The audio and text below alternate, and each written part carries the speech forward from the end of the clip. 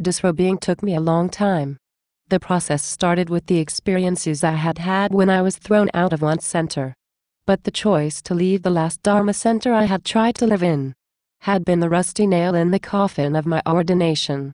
I had just completed my Haruka retreat and I had been left with this feeling of, they are not compassionate here. Not interested in the slightest in you or your practice. No compassion, no Dharma. If there is no Dharma, then why are you trying to be a nun here? The whole experience of leaving the Dharma center and choosing to go it alone was so traumatic I cannot even remember how it all came about. I cannot remember emptying my room or where we went or how we got wherever we ended up. All that part of my memory is a blank. The following months are missing completely from my memory too. I was living back, I think, with my family. I couldn't talk about the things that interested, healed and motivated me. I felt like I had been dropped into another country and I didn't know the language and the customs.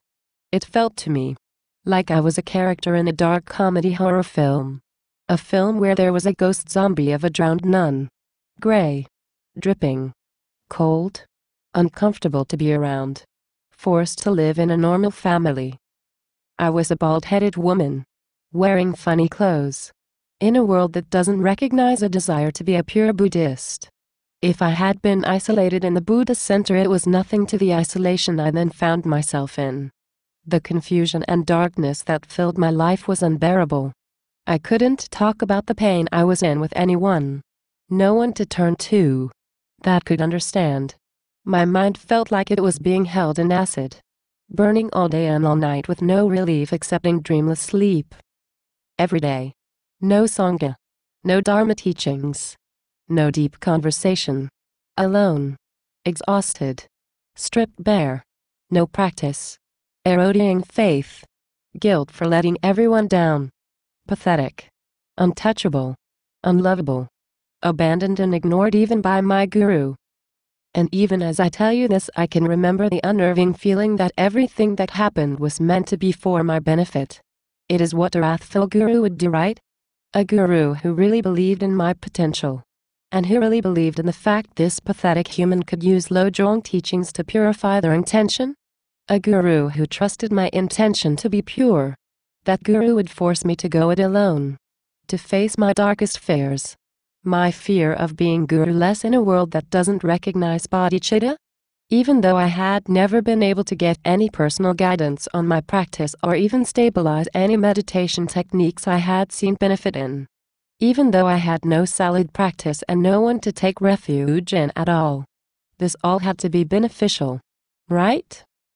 And really, wasn't my experience of utter devastation, my confusion and hurt, my feelings of isolation and abandonment, weren't they the last crushing and humiliating proof of what a self-obsessed and ego-driven selfish person I was?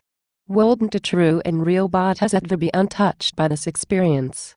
Even this acid bath of torture I found myself lying in had the words my and self forming in its vapors. Everything I was a lump of harmful mind disease. I need to say, to promise, that if you have derobed and you are in this place, you are loved. You are needed.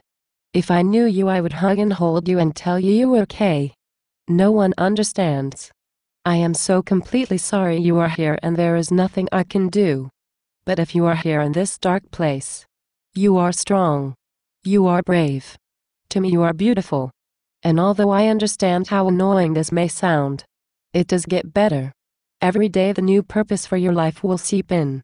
The meaninglessness of everything slowly disappears and things come in to take its place. You will find your new place and you will be fulfilled, safe and happy. You must take it easy. Rest even though the world will tell you you are lazy. Practice freedom. Try and remember what gave you joy when you were a child.